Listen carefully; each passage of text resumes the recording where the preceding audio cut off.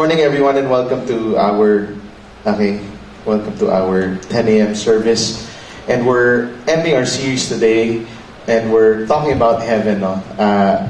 Almost all of us, we celebrate All Saints Day, and we're once again faced with the fact that all of us will die. And yung tanong nga is, where will we spend eternity? Whether there's only two places, which is really heaven or hell. And hindi na kami nakapunta ng cemetery to visit my lolo and my lola because my wife's pregnant, so ang hirap pag nagbibiyahe kami. But we're excited. We just went to the doctor also, I think last week, and update lang, no? As you all know, we're having a baby boy, and so we had our ultrasound, and nung nakita namin yung baby, it's always, there's this expectancy na pag nakita mo yung baby, sino ba kamukha? So nakamukha ng misis ko. Di ba? Parang yung excited ka na doon ka sa room, and ang ganda sa St. Luke ngayon, video na pala nila, tapos binibigay nila yung CD sa inyo. Right? So we're able to get the CD. Gusto ko lang pakita sa inyo, kasi feeling ko, tong anak namin, magiging magaling na F1 racer, no? Lalaki, talagang gulo eh. Yeah, so, pakita ko lang yung video. Ito yung anak namin. Pangalan niya, we might name him Michael, no? Ayan, nakita mo. Ayan.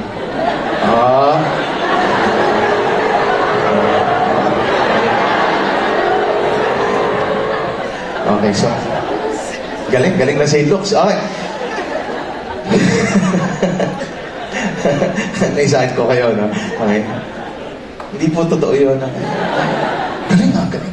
Alright, so today we'll talk about heaven, and really, for all Christians, I think all of us were expectant of heaven, what heaven is, and how we'll all be in heaven, how we'll enjoy the streets of gold, and the pearly gates, and the angels with their glorified bodies. And we'll try to look at that this morning.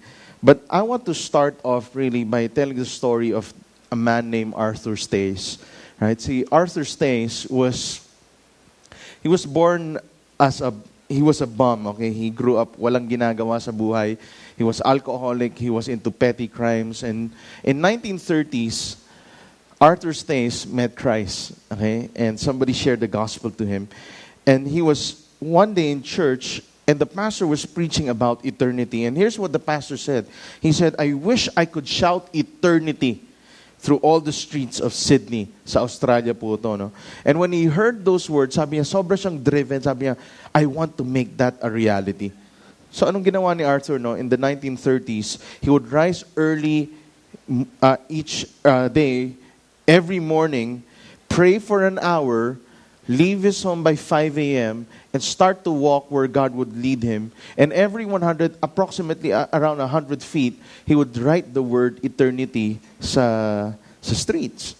So he would just write the words eternity. Yan yung sulat niya, no? That's his penmanship. Right? He would write eternity every 100 feet. For 20 years, he did this every day. Sipin mo, every day. Aalis ng bahay ng 5 a.m., would walk the streets and would write the word eternity. Right? And the people were wondering, for 20 years, ano ba tong eternity? Sino ba nagsusulat nito? Ano bang marketing to?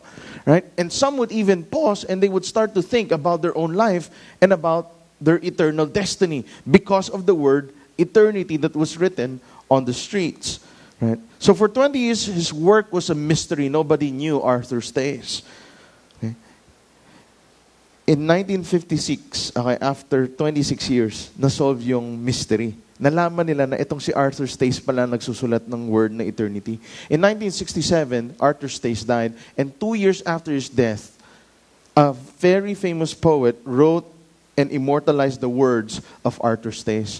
Sabi dun sa poem, no, that shy, mysterious poet Arthur Stace, whose work was just one single mighty word, walked in the utmost depths of time and space, and there his word was spoken, and he heard, eternity, eternity, it banged him like a bell. It's a one-word sermon that touched the nation of Sydney, Australia. His message, believe it or not, was put in a copper plate in Sydney Square. Hanggang ngayon, yung word na eternity nandoon sa Sydney Square. And it was later viewed by 4 billion people worldwide in the opening of the Sydney Olympics. And doon sa, beside the Sydney Opera House, meron po silang magandang bridge doon. And here's what's written there when it lights up. It's the word eternity. Who would have thought one word could make such a huge impact in a nation? What does this mean? Okay. Ang tao, whether we like it or not, meron tayong curiosity about eternity. All of us are longing for eternity in our hearts. In fact, in Ecclesiastes 3, verse 11, it says, He has made everything beautiful in His time. He has also set what? Eternity in the human heart. Ibig sabihin, sa puso natin, meron talagang nakatatang for eternity. Right? Hindi po perfume yan. Okay? There's something about us that longs for eternity, yet no one can fathom what God has done from beginning to end. You know, we just don't want to talk about heaven today, right? And ang parang when I was praying, I was asking God, Lord, ano bang gusto mong sabihin ko sa church this Sunday? Right? Kasi nga parang, yeah, I can talk about heaven and describe heaven, and that's nice, right? But really, I just want to be sensitive to what the Spirit of God wants to say after 3 weeks of us talking about the end times, talking about hell last week, which was quite disturbing. And now we're talking about heaven. And what does God want us to hear about heaven? You know, if we are motivated by the eternal, kung meron tayong eternal perspective, we'll be able to live our lives differently. Iba ang buhay pag alam ng isang tao that he is going to live for eternity. Yeah, nung bata pa ako, no, since nagki-kids church ako noon, yung teacher namin, lagi ko inikwento na meron kaming, pag Christian kami, eternal life ka. And he would start to talk about eternity. And since I was a kid, I could not fathom eternity. He would describe eternity as, sabi niya, sino sa inyo dito nakapunta na sa beach? So lahat kami taasan ng kamay. Alright? So sabi niya, imagine a bird, okay, who would get one, ano ba tawag doon? One sand. Alright? And then cross from one end of the ocean to the other end of the ocean and then comes back. Right? And he would do this every day until all the sand in this beach would be transferred in another beach. Sabi niya, that's day one of eternity. Parang, huh? Hindi ko maintindihan. Parang, ganun katagal. Ibig sabihin, I could live this life for 2,000 years and it could be just a minute in light of eternity. Ang taong who would understand eternal perspective would be able to live life differently. There's this story, I don't know if it's a true story or not, but it's a story about a taxi driver and a pastor. Pumunta silang langit, pagpasok nila ng langit, doon si Saint Peter. So sabi ni Saint Peter, di ba sabi sa Bible, Jesus will go and prepare a mansion for us, prepare a place for us. Yeah, so ibig sabihin, pagdating daw natin ng langit, may mga rewards tayo. Pag naging mabait daw tayo and we cling on to Christ, meron tayong mga mansions. Alright? Yung mga hindi naman nag-follow kay Christ, doon lang sa deathbed nila, maliliit lang daw yung bahay nila. Okay? Hindi ko alam kung totoo yun o hindi. Alright? But here was the taxi driver and the pastor, and tinutour sila ni St. Peter. Tapos pumunta sila sa isang napakalaking mansion. Sabi ng pastor, malamang sa akin to. Grabe, nagpipreach ako every week. Ang dami kong kinakount sila. Nag-hospital visitation ako. Bibigay ito ni Lord sa akin. Sabi ni St. Peter, Manong taxi driver, yan po ang bahay nyo. Gulat yung pastor, laki naman ang bahay ng taxi driver. Taxi driver lang yan, ha? Siguro sa akin, mas malaki. So, tuwa siya, excited na excited. Tapos lakad pa sila ni St. Peter, no? Paglakad nila, napunta sila sa isang lugar sa heaven na medyo mga condo units lang. Okay? Pero may greeneries naman. Alright? And so, sabi ni St. Peter, Pastor, yung bahay nyo po sa unit 32. See? Ha? Sir, but St. Peter, mukhang nagka-exchange kami. Yung taxi driver dapat dito nakatira. Pastor ako eh. Dapat doon ako. Di ba? Sabi ni St. Hindi ho. Totoo po, dito po kayo na-assign ni Lord sa condo unit, sa langit. Sabi ng pastor, paano nangyari yun? So sabi ni St. Peter, chinek ko po dito, nakasulat dito kasi, pag ang taxi driver po, yung taxi driver po na yon, pag nagda-drive po siya, napapadasal po yung mga tao. Pero pastor, pag kayo nagpi-preach, nakakatulog po yung mga tao, kaya dyan po kayo. Alright? So please lang, no, as I preach today, wala pong matutulog. Okay? Malaki pong pamilya ko. Kailangan ko ng mansion sa langit. Okay? Tinalikuran ko ng negosyo ko, no? So please lang cooperate, no? as we talk about heaven today. All right? Sige, pray muna tayo no, as we start. Father, we thank you, Lord, for your word. Lord, we thank you for heaven, Lord. We know, Lord, that there is a place, Lord, for us. Even as we spend our life here on earth, you are preparing a place for us. And we thank you, Lord, for your goodness and your grace in our life. In Jesus' name we pray. Amen. All right, now the Bible talks about heaven. And let me, in a gist lang, no, mga 2 minutes, describe to you what heaven is, because this is not the route where I'm going, but at least I want to explain what heaven is all about.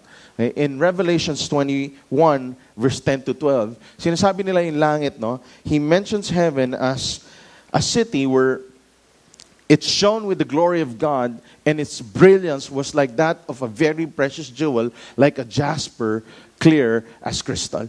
Ibig sabihin, napakaganda para ng mga brilyante. Alright? So yung glory daw nandoon, walang fluorescent, walang light bulb, dahil yung glory ni God, yun yung ilaw natin.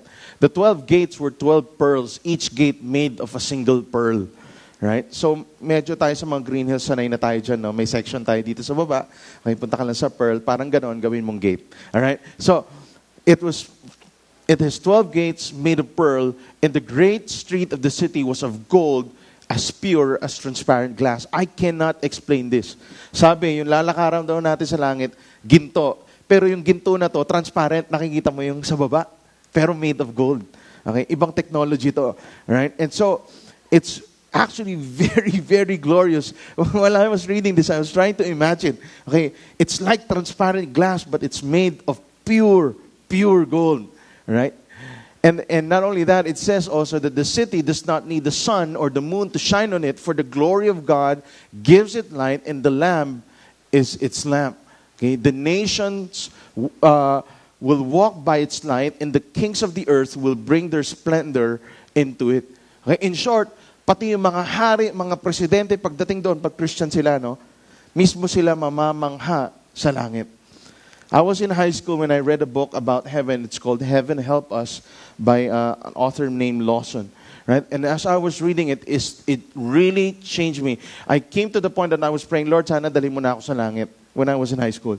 Right? Buti na lang di sinagot ni Lord, no? Kundi hindi na ako nag-asawa. Right? And buhay pa ako hanggang ngayon. Right? But really, there's so much glory in heaven that if you understand heaven, you would want to go there. Right? It's a place where you would long to be when you die. Okay? So, sabi ni A.W. Tozer, no, he sums it up. He says, what the church needs today to regain her lost power is that the church must see heaven open and have a transforming vision of God. Hindi yung God na pwedeng bigyan tayo ng success, bigyan tayo ng happiness. Sabi niya, but the God we must learn to know is the majesty in the heavens. He it is that sits upon the circle of the earth, who stretched out the heaven as a curtain, who brings out his starry host by number, and calls them by name through the greatness of his power, who sees the work of man as vanity, who puts no confidence in prince, and asks no counsel of kings. What he was saying is, once you start to see the magnitude of our God and the magnitude and the glory of heaven, iba na yung perspective mo sa buhay. And this is the kind of God that we need to know. So, this is what we want to look at today, and our main text is found in Revelations 21, verse 1 to 6. Now, kung gusto mo magbasa about langit, about heaven, look at Revelations 3 and 4 and 21 and 22. Kung gusto nyo pag-aralan ang langit. Okay? Revelations 3 and 4, 21 and 22. So sobrang haba niya, I'm just getting Revelations 21, verse 1 to 6. And I don't know if I can fully explain it in 30 minutes. Right? It says here, then I saw a new heaven and a new earth, for the first heaven and the first earth has passed away, and the sea was no more. And I saw the holy city, New Jerusalem, coming down out of heaven from God, prepared as a bride, atoned for her husband. Now, let me explain first, para mawala yung mga misconceptions natin about heaven. Right? Now, John saw a vision of heaven and a vision of a new earth. Ito yung sinasabi, di ba, na pagdating ng end times, natalo na si devil, and then a new heaven and new earth would be established here. Matatanggal yung planet earth, magkakaroon ng new earth at saka new heaven. Pag makita mo, yes, angat tayo, punta tayo langit, pero itong langit, bababa. Ito yung magpapalit sa sistema ng buong mundo ngayon. That's why it's called the new heaven and new earth. If you could see, yung description niya was, and I saw the holy city, New Jerusalem, coming where? Down out of heaven. Bababa si Lord. Okay? And so, the new heaven and new earth will be established here on earth. Verse 3, and I heard a loud voice from the throne saying, Behold, the dwelling place of God is with man. He will dwell with them, and they will be His people, and God Himself will be with them as their God. In short, God will dwell with His people. Bababa si Lord dito with us and establish His kingdom in the new heaven, or in what we call the new Jerusalem. In verse 4, He says, He will wipe away every tear in their eyes. Okay? And death shall be no more, neither shall there be mourning, nor crying, nor pain anymore, for the former things have passed away. Okay? Kaya nga sabi ni Pastor Eric Clapton, there are no more tears in heaven. Alright? Ibig sabihin, totoo yun. It's scriptural. Hindi ka na malulungkot because of the glory of God that would come forth. Okay? And He who was seated on the throne said, Behold, I am making all things new. Also He said, Write this down, for these words are trustworthy and true. And He said to me, It is done. I am the Alpha and the Omega, the beginning and the end. To the thirsty I will give from the spring of the water of life without payment. Di ba sabi ko, from week 1 to week 3, I've been repeating, you have to begin with the end in mind. You have to understand heaven. If you start to understand heaven and you begin with the end, this is where we're heading at. Okay? You would live your life differently. A view of the end times is crucial as we decide on how we're going to live our life now. Di ba pagka-Kristiyano na tayo, nangyari, saved na tayo eh. Forgiven na tayo. Ni-redeem na tayo. Ang tanong palagi is, so anong susunod? Ngayong Kristiyano na ako. Grabe, mahal na mahal ako ni Lord. Finorgive ako ni Lord. Grabe yung grace ni God. Ang command niya lang sa akin, kumapit ako sa Kanya because apart from Christ, I'm nothing. Right? If that's Christianity, what's next? What do I look forward to in the future? Okay? Jesus, remember this, did not just rescue us from our past. Marami sa atin, di ba? Our past is really bad. Okay? We live a life of sin. Jesus did not just rescue us from our past, and He doesn't just rescue us from our present. Like ngayon, di ba? Kung may problema ka, kaya nga natin lagi tinuturo, you need to hold on to Christ, and you need to find your satisfaction in Christ, because that's how you'll survive and live your life here on earth. Jesus did not just rescue us from the past. He did not just rescue us from the present, but He says He will rescue us from the future. It means my sins, past, present, and future has already been forgiven. Okay? And I am being renewed daily from faith to faith, from glory to glory. Kaya nga si Paul, narinig niyo ba yung sinasabi sa inyo? Magbabago ka rin from glory to glory. Okay? Uso yan nung 90s, no? Laging sinasabi sa amin yan. Oy, from glory to glory, brother. Okay? Ay, grabe, nagmumura pa ako. Okay lang, from glory to glory yan. Magbabago ka rin. Hindi ko rin maintindihan kung anong sinasabi nila from glory to glory. No? Hindi ko alam yung word na glory. Alright? And until I started reading theological books, that I start understanding what glory was all about. In short, ang heaven kasi, yan yung full manifestation ng glory ni God. Okay, the fullness of God will be manifested in the new heaven and the new earth. Okay? So yung from glory to glory, ibig sabihin, yes, binabago tayo, nakikita natin yung glory ni God, pakunting glory ni God, pero pag na-meet na natin si Lord, doon natin makikita yung fullness of His glory. Alright? And so, sabi dito, now that I've become a Christian, God has saved me from the past, He's saving me from the present, and He will save me from the future. So si Paul, as he was writing now to the churches, talking about heaven, hindi niya sinabi, ito yung langit, ang ganda ng langit, pero ang ganda ng pagkasulat ni Paul, dahil si Paul sabi niya, actually, may connection yung buhay mo ngayon at saka yung langit.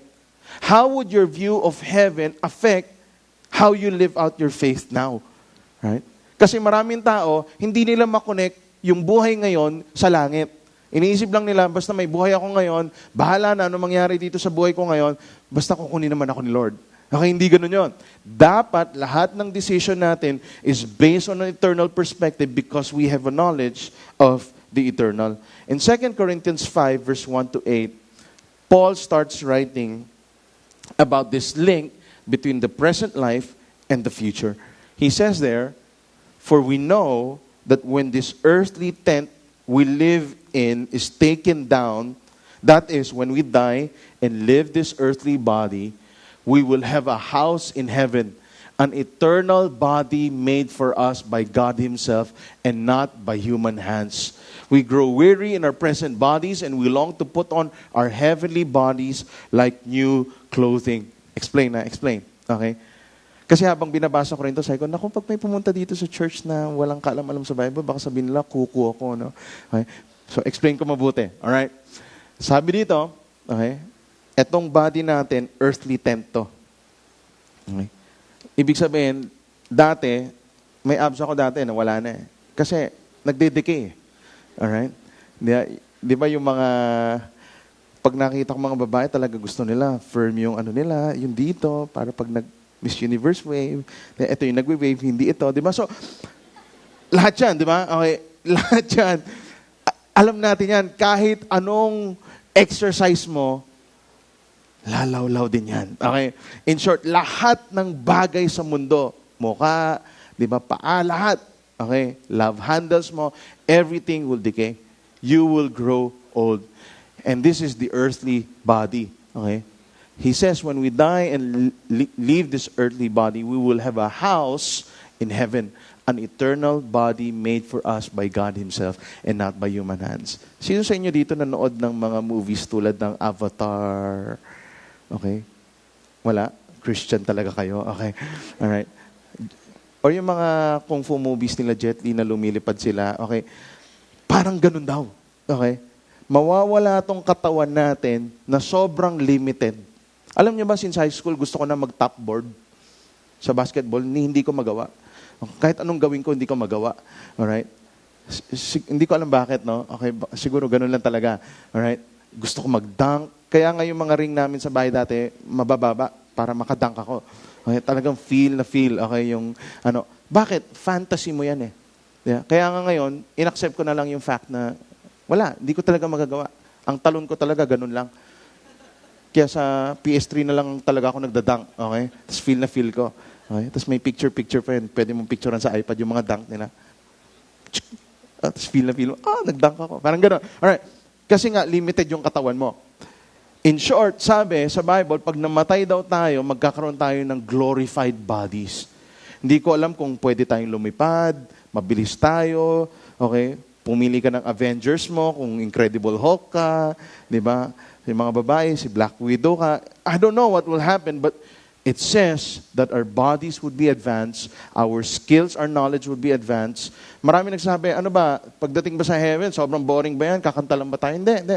If you start reading, again, Revelations 3:4, 21:22, and other scriptures in the New Testament, you would see there is an advancement of knowledge. In short, meron pa rin mga knowledge sa heaven. Pwede, kung gusto mo maging karpintero, di ba? Pwede. Kung gusto mo maging pintor, pwede. Maging painter, maging artist, whatever it is, but it is now more advanced. Okay?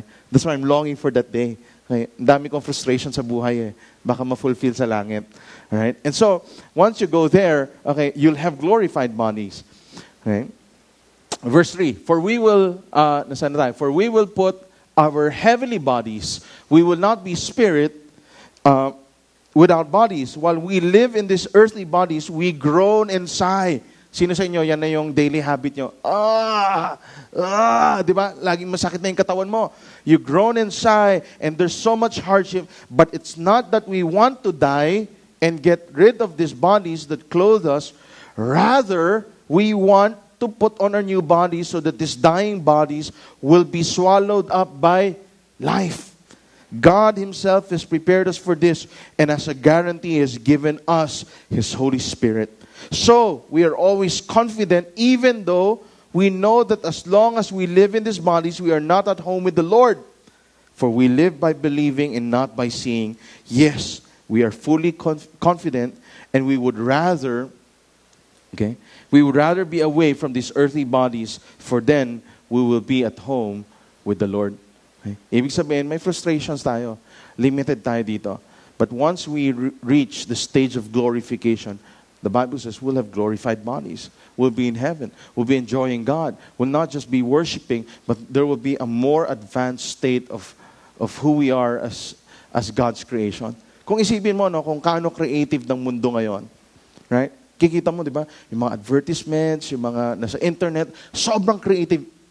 Isipin mo, sino nagbigay ng creativity na yon? Si God. Isipin mo ngayon sa langit, times 1 million mo yon. Ganon magiging ka-creative ang mga tao. Okay? Ibig sabihin, magiging glorified ang katawan natin. Alright? Ibig sabihin, June, hindi ko natatanungin, saan mo binili yung damit mo dahil payat ka na doon. Alright? Grabe, June. Tagal na natin push up, nag-a-ab rocker pa tayo, di ba?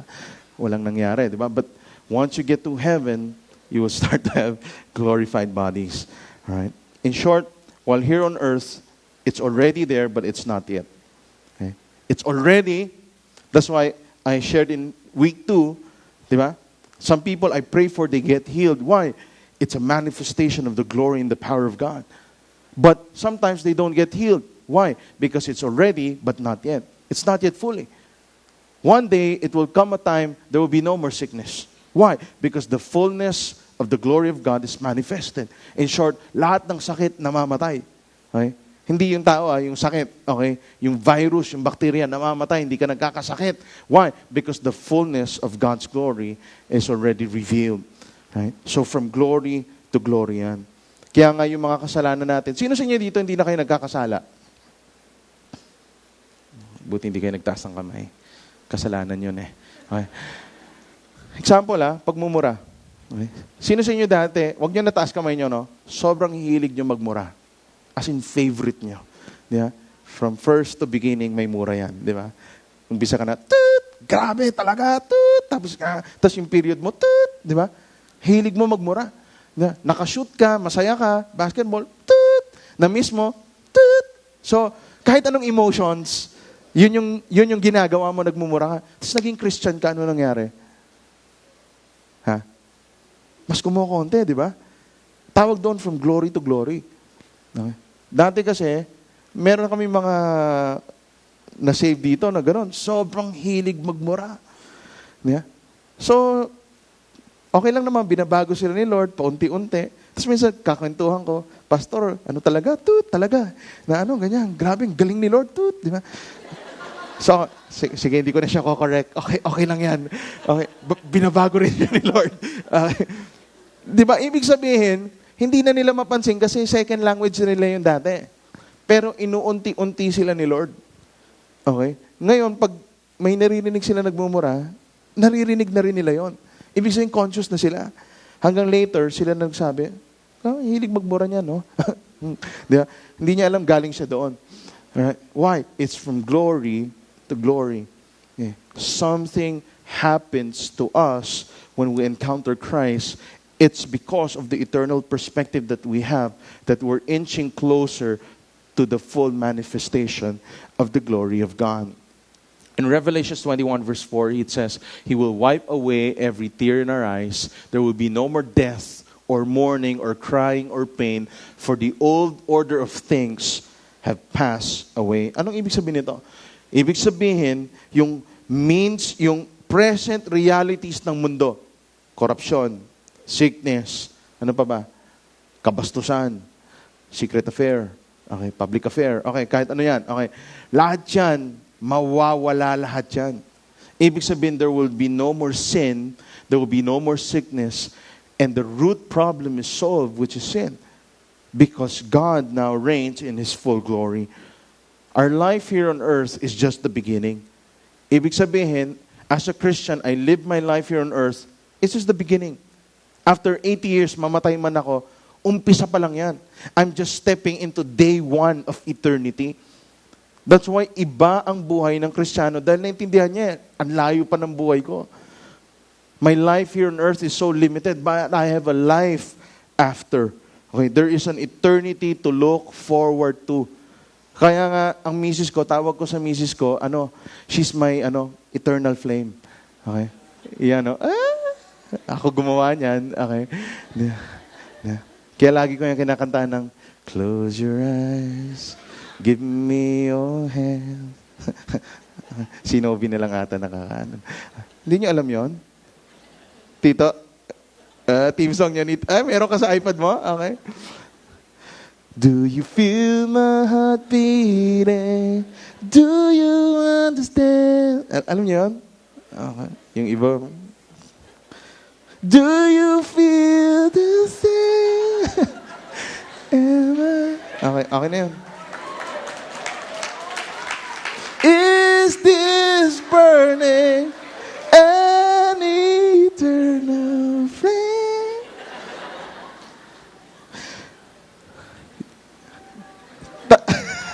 Tanong ng iba, no? Yung asawa mo ba, magiging asawa mo pa rin sa langit? Ano sa tingin nyo? Ha? Yung iba, sana hindi na.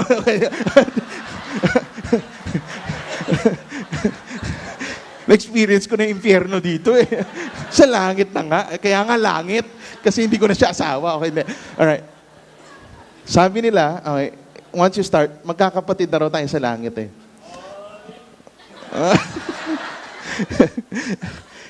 Kasi ang magiging asawa na natin, si Jesus, tayo yung bride eh, yung church. Pero alam mo, naging asawa mo pa rin siya. Awkward. Kapatid, nalikan kita dati.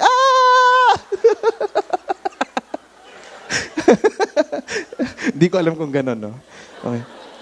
Di bale, pag namatay ako, magpaparamdam ako sa sabihin ko. Okay. Okay, that's the lighter side. Okay? Ay, may heart pa pala yan. Okay. And then, saan na ako? Alam nyo, ang hirap gumawa ng message kasi nagbabakasyon tayong lahat tapos napilitan lang ako. Anyway, okay. Pagdating mo sa langit, wala ka ng love life. Kasi love life mo si Lord na lang. Tapos lahat kayo magkakaibigan. Okay? And for all eternity, pwede mong puntahan yung bilyon-bilyon na tao sa langit at magpakilala. Okay? Malamang may coffee shop. Okay? Malamang yung donut doon di nakakataba. Okay, so yung mga ganon. Okay? But that might be the lighter side, but also all of us here experience the harsh realities of life, like injustice. Most of us here, there's injustice done to us, right?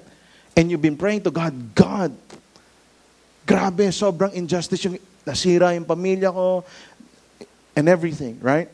And there's injustice here on earth. But if you start having an eternal perspective that one day the fullness of God's glory will be manifested, you'll start to see that God is a God of justice. He might not experience justice here on earth, but ano sabi sa Bible? Vengeance is mine, says the Lord.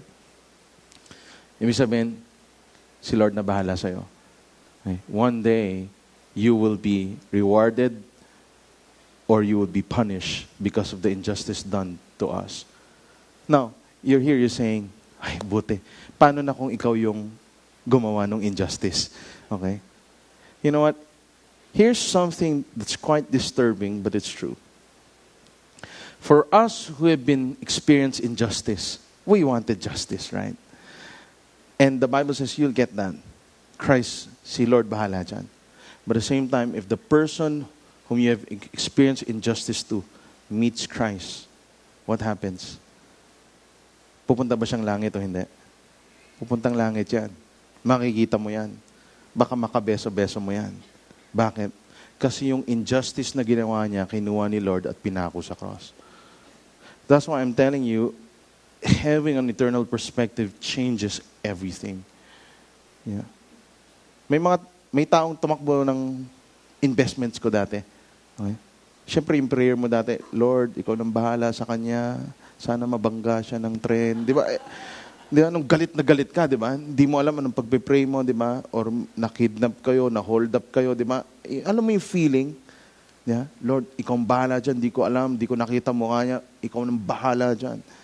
But at the same time, yes, that person might not meet Christ and justice will be served. But also, when that person meets Christ, Christ will take his injustice act and nail it to the cross. And one day, you'll see that guy in heaven. It's having that eternal perspective. Minsan, sakit, no? Parang, ha? That's how it is. The martyrs, people who died for their faith, look forward to this day. Alam niyo, nung sinulat to, sinulat ni John sa Revelations, he was writing because during that time that there was a widespread persecution. Yung mga Christians were brought to the arena. Yung nakikita natin sa mga gladiator, pinapakain sa mga lion, alright? And entertainment yung mga Christians dati, and they would die because of their faith. Some homes were burned, some were burned at stake. In short, tinatali at sinusunog lang, right? They're crucified by hundreds, if not even thousands. So when John was writing the letter of Revelation, he was giving them a new heaven and a new earth. Sabi niya, hold on to your faith, because one day you would experience the fullness of God's glory. There will be a new heaven and a new earth, and God will reign. And you know what? It worked. When the early Christians started reading this, in the midst of persecution, they took their suffering with so much poise and peace. That's why, magugulat ka no, pag nagbabasa ka ngayon ng mga Book of Martyrs, some of the Christians who died while being burned at stake were smiling, were singing. Imagine mo kumakanta habang sinusunog, I can only imagine. It's so unthinkable that they would even sing songs of worship when they're being burned at stake. Why? Because they know that even though you kill me, you kill my body, I'm going to have a glorified body and I'll be with my Lord in heaven. The more people killed, the more people came to Christ. That's why sabi ni Tertullian, the blood of the martyrs are the seed of the church. Dahil sa mga martyrs, mas lalo tayong lumaki at lalo nag-spread yung gospel. They had this living hope. Sabi nila, humans are hope-shaped creatures. In short, heaven is our hope. When we look at heaven, the way we live now is completely controlled by what we believe about our future. Nagigets nyo ba yun? Parang ganito, no? I'll put it down to a level where I'm experiencing now. Since magkakaboy kami, 6 years na ako may girl, no? 7 years na akong lahat ng kasama ko sa bahay girl. Okay? So ngayon magkakaboy kami. So tuwan-tuwa talaga ako na may boy. Okay? Less drama, less tears. Okay? Okay. So, bata pa ako, mahilig na ako sa mga laruan. So minsan pag nasa Toy Kingdom ako, tinitingnan ko yung mga laruan.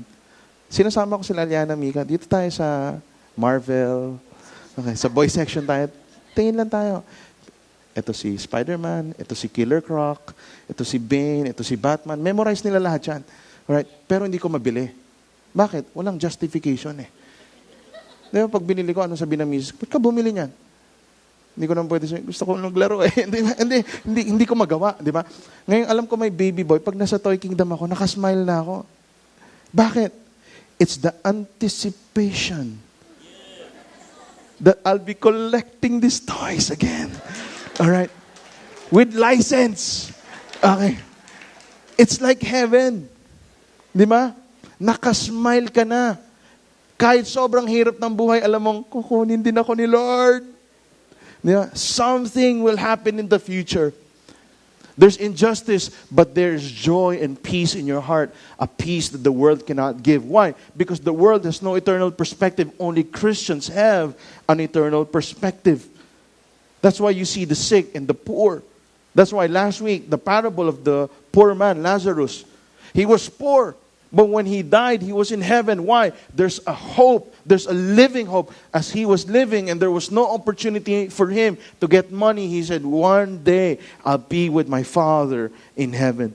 Even if they don't get the answers here on earth, there's life beyond. Let me tell you a story of one of our heroes here in church. When we started our church, we have this wonderful usher name. We call him Uncle Delfin. Okay? Uncle Delfin is a legend in ushering. Siya lang yung nakita kong lalaking ini-embrace halos lahat, 50% of the people who came into church. People he doesn't know, he would embrace. Di ba? Tapos alam niyo ba, in our first year, because he kept on embracing people, okay? Hindi naman siya pinagkamalan, no? May mga lalaking umiiyak nung ini-embrace niya. May nag-testimony, sabi niya, alam niyo, tatay ko, never ako in-embrace. At dahil in-embrace ako ng isang matandang lalaki, binago ako itong embrace na to, kaya ako nag-church. You know, he was so warm, and he would just show the love of Christ, right? And he has helped us tremendously for 2 years dito sa Green Hills. Then he moved back to the fort and became an usher at the fort again. Galing siyang fort, tumulong siya sa Green Hills, bumalik siya ng fort.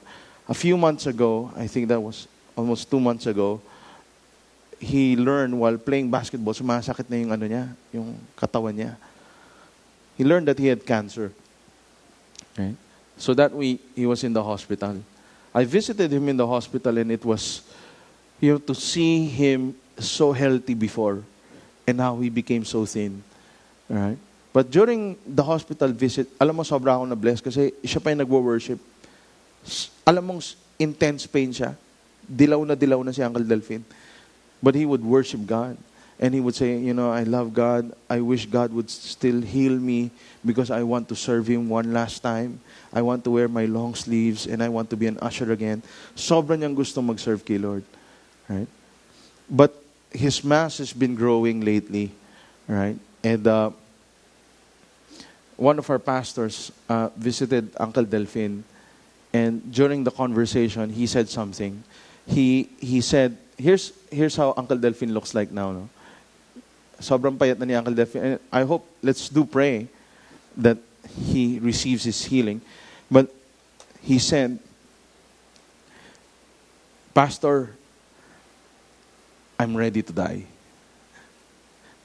There was such peace in this man's life that he was saying, if God takes me away, take me. All right? His influence and the touch, how he has touched lives, have spread all throughout our movement. Right?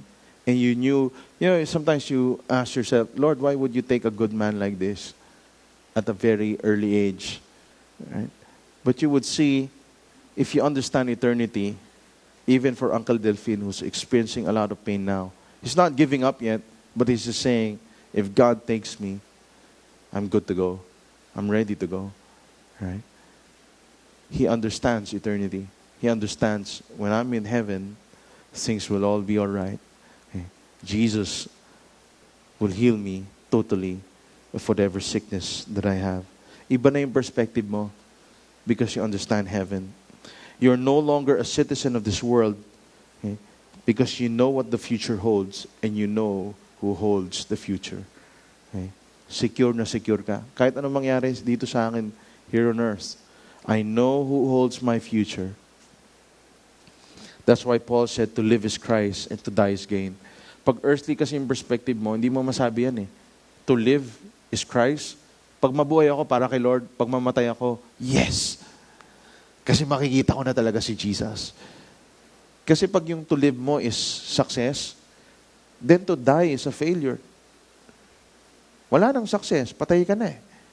If to live is to gain money, then to die is to lose money.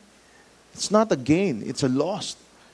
And that's earthly perspective. If to live is to be famous, then to die is to be forgotten.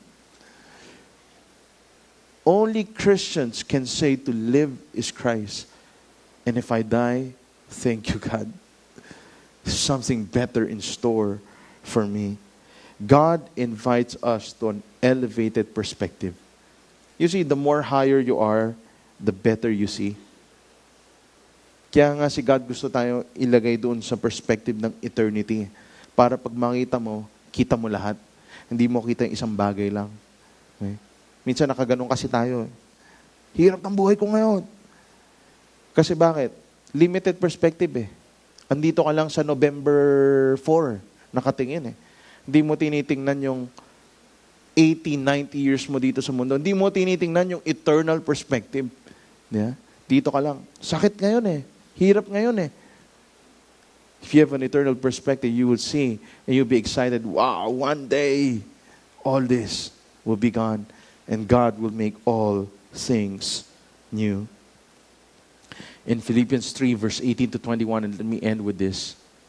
It says there, For as I have often told you before, and now I tell you again, even with tears, many live as enemies of the cross of Christ. Their destiny is destruction, their God is their stomach, and their glory is in their shame. Right? Their mind is set on earthly things. As I was reading this, I was saying, grabe ako to dati. This is me. This is how I lived my life before. Such limited perspective because I had no God. But in verse 20, he said, but our citizenship is in heaven, and we eagerly await a Savior from there, the Lord Jesus Christ, who by the power that enables him to bring everything under his control will transform our lowly bodies so that they will be like his glorious body. I hope today we embrace this perspective. When we die, yes, we'll go to heaven. Pero sana yung salvation natin, hindi lang pang heaven. Hindi lang yung, inaccept ko si Lord para punta akong heaven. Okay yan, no? Maganda yan. Pero, dikit natin how we're living our life now. Are you driven by eternity? Are you driven by the fact that one day you would experience God in His fullest glory in heaven? How are you living your life now? Right? Does it reflect your understanding of heaven? Or are you just living for now? I love how Tolyan Chivichan, one of the pastors that I listen to all the time, he says, heaven is not a reason for loving God. Heaven is a reward for God loving us. And I hope this is how you live your life. Knowing you are loved, you have been forgiven, you've been accepted, you've been redeemed, and one day there's heaven for you. Yeah. And my encouragement to everyone is to all of us to go back to Jesus. Because heaven is just a place. Jesus is the person that makes heaven heaven. Right? How's your relationship with Jesus today? In Philippians 3:14, let me end with this verse. It says, I press on toward the goal to win the prize for which God has called me heavenward in Christ Jesus. Sabi ni Paul, ang buhay ko, heavenward. That's the goal for me, to look up to heaven and have an eternal perspective. Check today your life. How do you deal with your business? Babago yan. Pag eternal perspective. Kasi pag eternal perspective, sabihin mo sa negosyante, ba't ka nagne-negosyo? Pag eternal perspective, alam niya, hindi lang para yumaman eh. No, I want to sow into the kingdom of God because there's an eternity out there. The pharaohs, what they would do is they would get all their golds and treasures and put it in the pyramid with them, thinking that it would go with them. Did not. It's all stolen. Why? Limited perspective. Nasa earth lang. It will change. Your motivations will start to change because you understand that, wow, I'm living for heaven. My goal is heavenward. My goal is upward looking to Christ.